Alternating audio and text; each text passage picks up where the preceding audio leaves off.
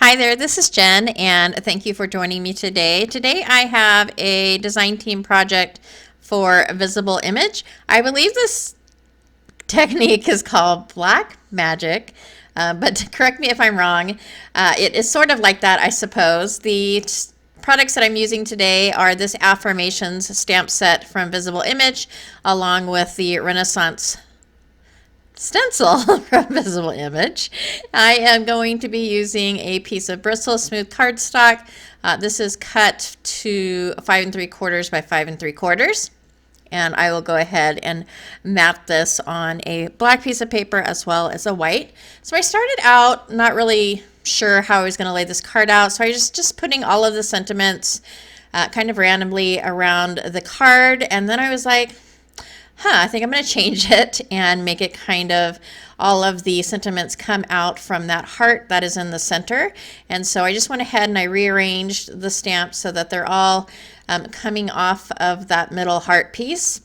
And then I'm going to use my anti-static bag to cover the card with the powder so that I can get as clean of a heat emboss as I possibly can. So I'm going to do a little bit of white heat embossing, and so I'm just taking my little bag there with the powder in it and spreading it all over the card, and then I'm going to stamp my images up with Versamark. I actually stamped this up twice just to make sure that I had the sentiments down really well. And after I did this, I went ahead and I cleaned my stamps. I took them off of my platform, which I wish I hadn't had done that, because I could have really used another heat emboss at the end after I do this technique, but I didn't do that. And so the next I'm going to take my white embossing powder and spread that over my a panel to touch on all of those areas that were just inked up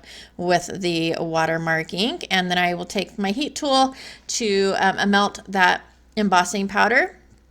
And then I decided to go ahead and get out my Lindy's magical shakers. I love these little containers because it has one side that's big and one that's kind of like salt and pepper shaker. And I am going to use these a little differently than what I usually do. So I'm just going to sprinkle a little bit on the left hand side of my card panel, and then I'm going to take a brush and get it nice and wet with water and then pull that color across so it leaves a little bit of streakiness. And I end up using several different colors on this panel just to make sure that I fill up the entire space. And so I'm just going to basically follow that for the entire card panel, just sprinkling a little bit of powder and then wetting my brush and kind of moving that color by smearing it with the brush all the way across to the other side. And I'm not sure if Lindy's still makes these powders. I think they do. They're just renamed. I think that's what the magical powders are. I don't know. I will look and see if these are still available though. But really you can use any type of powder that you want. You don't even really have to use powder. I am just using them because I haven't used them in a while, so I thought I'd go ahead and grab them. But you can use watercolor. You can use, I mean, you can even take an ink pad and smear it across, or use one of the other mini powders that are out there on the market. So whatever you have to use for this would work, really. And using the powders like this, they don't have as much of a spread of color as when you sprinkle them and then kind of spritz them with water, or even if you put the water down first and then sprinkle them. They have these lovely bursts of colors usually, and doing it this way you don't get that same effect, but I think it's really beautiful as well. And so I'm just going to finish up with the last two colors, and then there's a lot of little bits of white space in between the different colors that I use. So I'm going to dry this up a little bit, and then I'm going to use the glittering gold powder. And so I'm just sprinkling that in those white spaces, and then I'm going to take my wet paintbrush and move that gold around so that I've got a little bit of gold effects in those spaces. And once I have that done, I'll go ahead and make sure that all of the colors are completely dry, and then I am going to grab the Renaissance stencil and add a little bit of tape to the top and bottom just to secure that in place. And then I'm going to take some Distress Oxide in Black Soot. So I started out using my blending brush, and it was a little bit more work, and so I switched to a blending, I don't even remember the name of that tool anymore.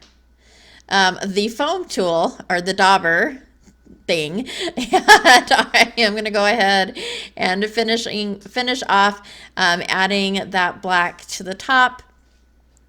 And then I will, when I remove the stencil, I'll go ahead and take a microfiber cloth and clean up some of the ink that has settled onto that white heat embossing. And this is why I mentioned earlier that I wish I had left the stamps in the positioner, and then I would have restamped this so that those words are a little more clear than what they currently are. And then I went ahead and I added a little bit of twine along that left hand side, and I didn't want to use really thick foam, so I just took some scratch papers and layered about 3 pieces and adhered those to the back of that panel to give it a little bit of depth to account for that piece of twine. And then I'm taking a little bit of white paint that's been watered down, and I'm going to splatter that over the card, and that is it. I wasn't so sure at first if I really liked this, but it kind of grew on me. This is a really fun technique, so I hope you give it a try.